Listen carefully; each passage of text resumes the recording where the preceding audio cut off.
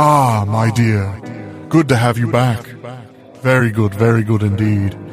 I hope you're comfortable. It's so cold outside. It's very hard to make it warm enough in here, at least by most standards. Tonight I've picked a particularly fun story for us to enjoy. So sit back, get a cup of tea. It'll warm you from the inside out. Because tonight, it's all about Devilstone. Oh, you've never heard of Devilstone? Well, I can assure you it's the kind of thing young boys are whispering about between classes in 3rd grade.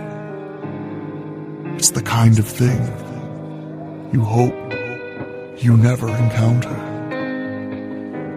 But why am I talking when I can leave this to the professionals? So let's listen, right? And now, a tale well calculated to keep you in suspense. In a moment, Act 1 of Devilstone, starring Christopher Carey and Neil Fitzgerald, and written especially for suspense by Jonathan Bundy. This portion of suspense is brought to you by the makers of Parliament cigarettes. Listen, more and more people are smoking to this tune every day. Parliament gives you extra margin. Parliament gives you extra margin. The filter's recessed and made to stay neat and clean. 1/4 inch away. Parliament gives you extra margin. Parliament gives you extra margin. You're smoking neat. You're smoking clean with Parliament today.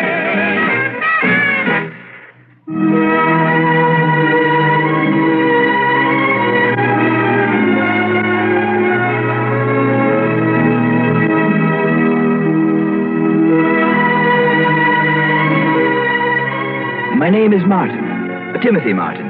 I live here in Dublin, and very nicely too, thanks to a considerable inheritance and sale of the family estate in County Kilkenny, which brought a very good price. I have a comfortable cottage, a faithful manservant by the name of Evans, and everything else I need to live an easy, contented life, and without the need of applying myself to any sort of labor. Even my financial matters are no bother to me. They're handled by a penny-pinching old solicitor by the name of Ian Carney. And mine was a contented life. Until, that is. Until a long-forgotten uncle died and left me some property he'd owned but never lived on up in County Fermanagh near Inniskillen. A place known as Devilstone. And then... But let me digress for a moment. I should say, let me seem to digress for a moment. And remember this, please. For it may have much to do with the strange, terrifying tale I'm about to tell you. Deep under St. Michael's Church, here in Dublin, is a crypt. It possesses most amazing properties. In it lie scores of bodies in a state of perfect preservation, albeit they are hundreds of years old. The old ones used to say it's due to some wondrous form of black magic. But modern science, modern chemistry, has exploded that ancient belief, has shown that certain gases generated by the unusual composition of the dark, dank earth in which the crypt is located, those gases have produced this amazing phenomenon. Very well. Now, a few days ago, I called Mr. Carney, my solicitor, on the telephone. I've been hoping you'd call me, Timothy. I wish to speak with you about that house and property in County Fermanagh that your uncle left you. Well, I've certainly no desire to move away from Dublin, Mr. Carney, so I've decided to rent out the old place. Rent it out? And why not, sir? You really think you can? Well, I'm quite certain I can. I doubt it. Well, as a matter of fact, an American couple by the name of Stoker left here only yesterday for a look at it. I see. I expect they'll be back here a moment now to agree to lease it for the summer. Timothy, you showed them the pictures and description of the place? Yesterday morning. They were so intrigued by them, they were all for signing a lease then and there. You'd better to have taken their money and let them do it, my boy. Oh? Aye. I'm sure I don't see why. Well, surely they're entitled to look at the place over before they take it. After all, Mr. Carney, never having been there myself, there wasn't too much I could tell them about Devilstone. Exactly as it should be, Timothy. Well, I'm afraid I don't understand you, sir. I mean that now, my boy. You will never rent it to them, nor to anyone else who goes there. Why not? Now, why'd you say that, Mr. Carney? Well? You don't know? Well, of course I don't know. Then perhaps your tenants I should say erstwhile prospective tenants will tell you, if you ever see them again. Now, what do you mean by... Oh, excuse me a moment, Mr. Carney. Yes, what is it, Everts? I beg your pardon, sir, but there's a Mr. Stoker here to see you. Stoker? Yes, sir. And if I may say so, he appears to be quite excited about something, rather angry. Hello? Shall I tell him you're busy and suggest he see you another time? Timothy? Yes? No, Everts. Have him come in, please. Very good, sir. Hello, Timothy. Oh, sorry, Mr. Carney, but I have someone here to see me. No, about Devilstone, Timothy. I think I'd better call you back. Very well, if you like. But there is something about Devilstone, its history, that you might not be cognizant of. All right, well, I'll get back to you shortly. Timothy! Goodbye, sir. Well, at least you didn't try to skip out on me. Mr. Stoker, how are you? Nice to see you again. Oh, it is, eh? Did you and your wife get over to look at Devilstone as you'd planned? We certainly did. And by heaven, Martin, if this is your idea of some practical joke... My what? Sending me alone to that ungodly place would have been bad enough. But my wife... Martin, you ought to be horsewhipped. No, wait, please. I'll have you know that as a result of your having let her go there, you and your twisted sense of humor... What? What is the matter with you, anyway? The poor woman nearly went out of her mind. Mr. Stoker, She still hasn't recovered from it. Sure, I got her back to Dublin all right. But the doctor has ordered her to bed. Had to give her strong sedatives. Now, I warn you, young man, if she doesn't recover completely... just a minute, Mr. Stoker. Oh, don't bother, Martin. The less you say, the less I have to see of you from here on out, the better. Here are the keys to that place. Now, look here, Mr... Goodbye, Martin. If I ever see you again, it will be in a court of law. Believe me, Mr. Stoker, I don't know what you're talking about. What are you so upset about? Oh, you don't, eh? Do you mean to say there's something wrong with Devilstone? And do you mean to say that you, the owner of it, don't know? We don't know what, sir. You don't know that ungodly place is haunted? What? You heard me. Haunted.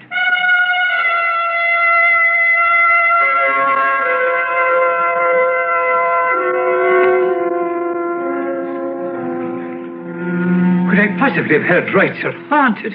Was that what he said, Mr. Martin? Haunted? Yes, that's what he said. Oh, dear, oh, dear. Oh, I beg your pardon, sir. But really, it's too amusing. Perfectly all right, Everts. You go right ahead and laugh, and I'll join you. Well, that's about an absurd excuse I've ever heard. Excuse me, sir. You don't think he meant it? But the Devilstone is haunted? How could he? Haunted houses went out of fashion 100 years ago. No, Everts, it was simply a silly excuse for not leasing the place. Well, now that he and his wife have had a look at it. But what an excuse.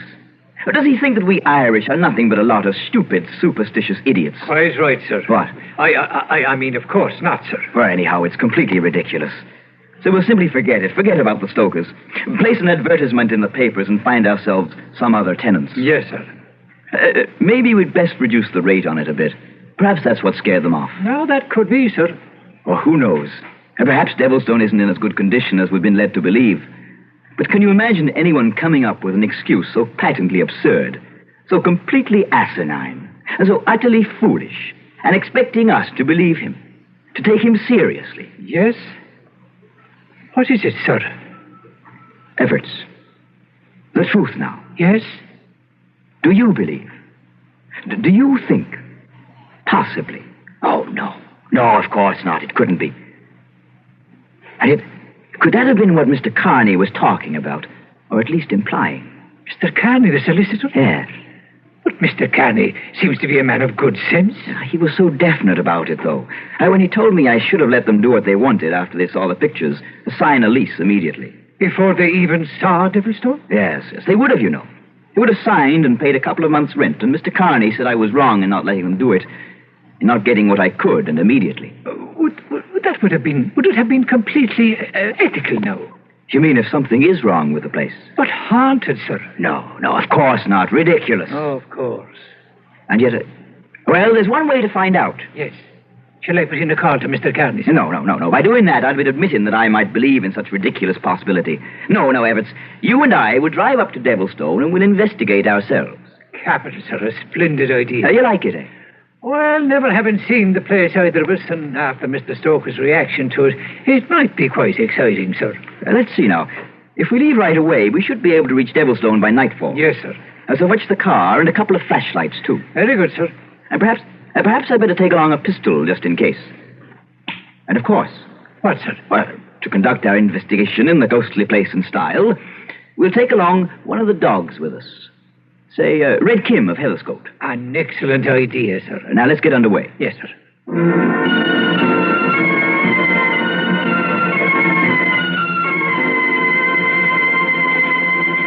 Well, Evetts, if the man at the petrol station told us right, the rambling old mansion you now see before you is Devilstone. Yes. I see. Now, what kind of a reaction is that? Not a gloomy old place, if I may say so, sir. Now, don't you start conjuring up some ghosts. Even Kim apparently finds nothing particularly friendly about it. Now, look, Evetts. If you're going to become superstitious about Devilstone... Oh, no, sir. Come along, we'll have a look at it. Come along, Kim. Come on, boy.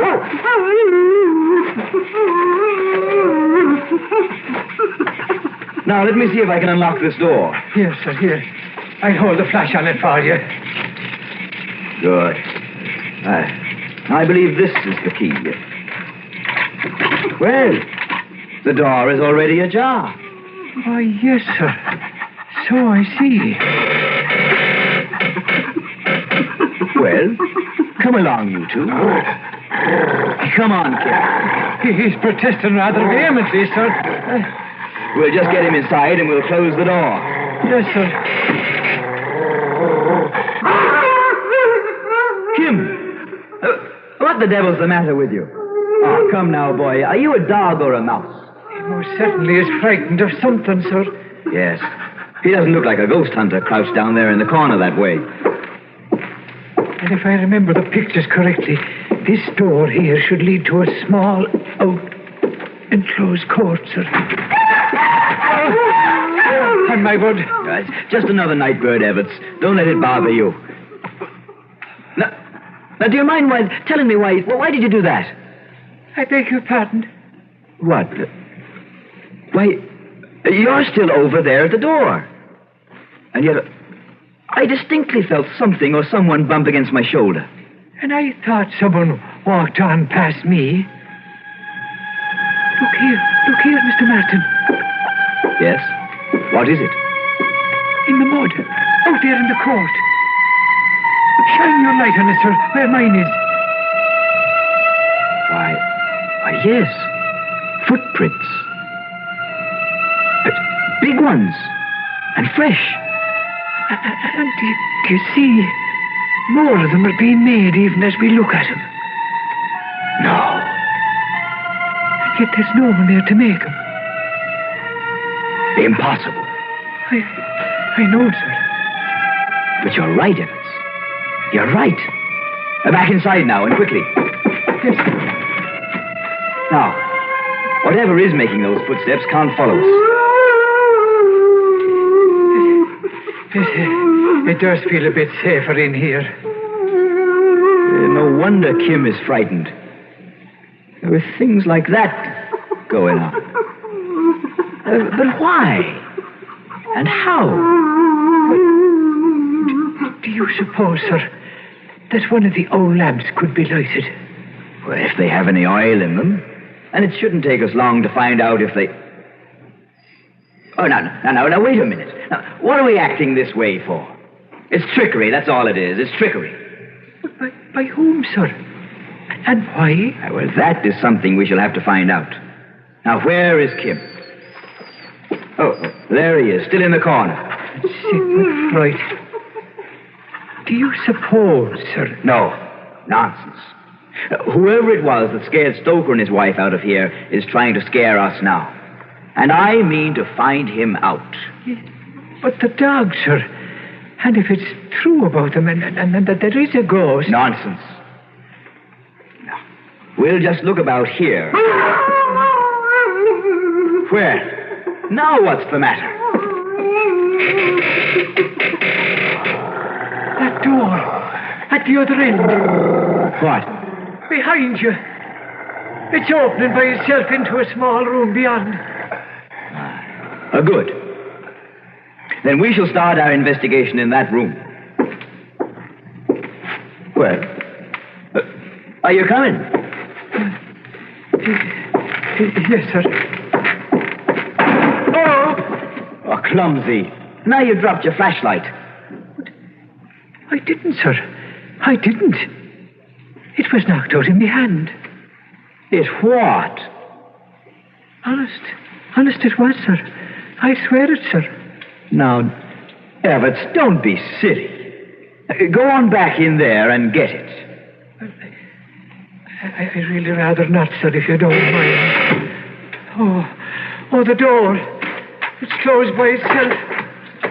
And now we're locked in. Oh, we are, eh? Who did this? Who closed this door? Who's there? Who's there, I say? The same one. What? Same thing. What are you talking about? The same thing that struck your shoulder, that made the footprints in the mud, and that frightened poor Kim so badly. And frightened you, too. Well, I say it's trickery. Trickery. It has to be. Who's doing this? Answer me. Answer me. Your death begun. What? Your death begun. Yes. Yes. I guess we'd better. Yes, sir. No. Not a bit of it. Please, sir. Please, in the name of heaven, sir. No.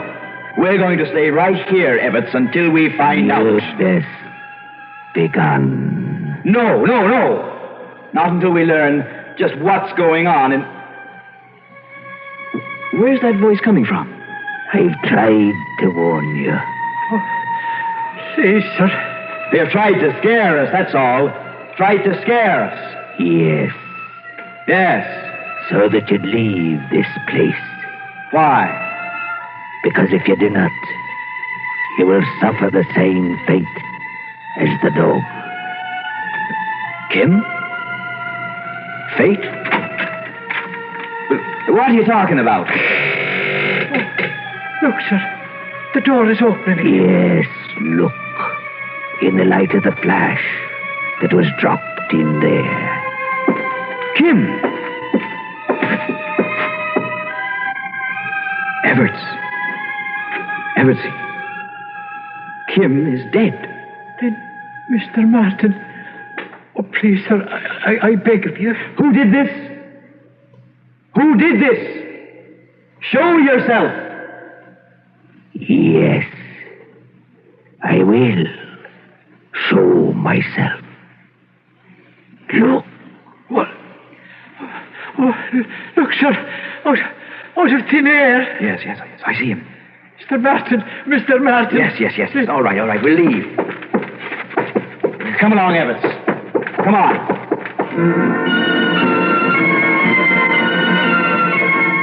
Yes, Mr. Carney. I thought at first it was trickery, or perhaps some kind of joint hallucination by Evarts and myself, induced perhaps by the gloomy atmosphere of the old house, and whatever it was that Stoker had said about his wife and her being so terrified. No, my boy. But when it actually happened, he actually appeared there before us out of thin air, this misty, tenuous, impalpable figure. And then when we found there wasn't so much as a little mark on Kim, the dog, who up to that moment had been as healthy as I. But why didn't you tell me about whatever it is in that inhabits that place when I talked to you on the phone? I tried to, Timothy, but you cut me off. And after all, I've known about it only as a legend from hearsay. And he was a huge man and powerful, this ghost. Yes, I should say it was Jason O'Flynn, your ancestor, who built the place for his wife. It was to have been her castle. Was? Yes. But the first day she sought to enter into it, she fell, tripped upon the threshold, she struck her head, and she never regained consciousness. I see. The doctor was summoned, did all he could for her, there in a smaller room off the main salon. Yes. But she died that night. And then Jason O'Flynn swore by the book that no one would live in that house but he, until his body turned to dust. He walked out of that little room then, and was never seen again. And ever since that time... But now you know the rest. Wait. Yes? Until his body turns to dust. His own words. And he wasn't seen to leave. No. What are you thinking of, Timothy? I'm going back there, Mr. Carney, tomorrow in daylight.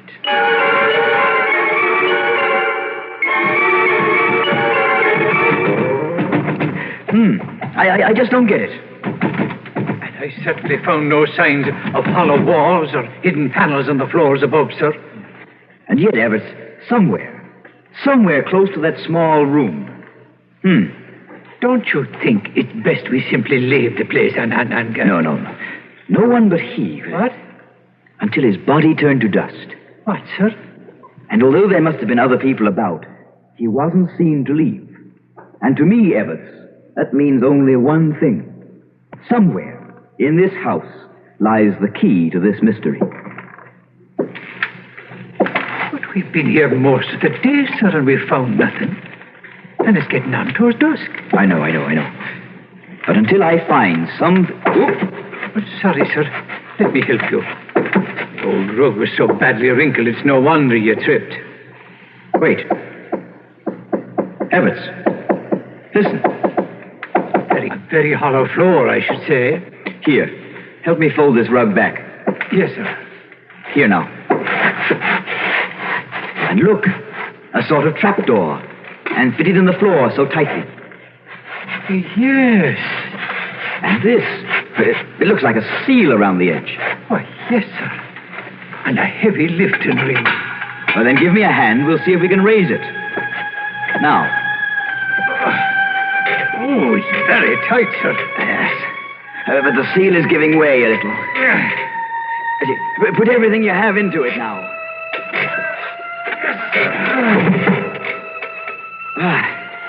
Good. We made it. Must be fetid horrid odor coming up out of that place. Yes, Everett. Like that in the caves, or the catacombs under St. Michael's. You mean where all the bodies and... Yes, quickly now. The flashlight, give it to me. Here, sir. Now, look down there on the earthen floor below. Do you see? The wrists are cut. He killed himself. No, it's he. It's the ghost that we saw. Yes, Everett. The body of Jason O'Flynn. And so perfectly preserved as though he died only moments ago. Oh, it's horrid. Until his body turned to dust, he said. So we know now that we've found it. So please, sir, let's leave this place. Wait, Everett. Wait. Do you see? Now the fresh air has reached it. Oh, good Lord. Yes. The color is leaving the cheeks. The pallor of death is taking its place. And yes, now, at long last, the body will turn to dust. No longer will Jason O'Flynn walk the night. Requiescat in pace.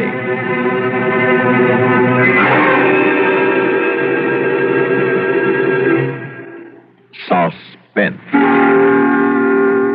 You've been listening to Devilstone, starring Christopher Carey and Neil Fitzgerald, and written especially for Suspense by Jonathan Bundy.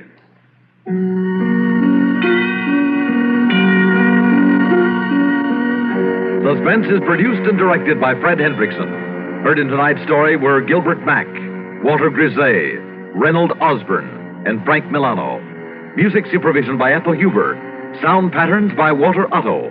Technical direction by Fred Cusick. Associate Director, Bernie Seabrooks. This is Stuart Metz speaking. I don't know why, but even on a cold night, something chilling, it warms me. In the strangest way. I think you might agree with that observation as you show up here every night, looking for a new fear and perhaps a little bit of camaraderie. I appreciate it quite a bit, my dear.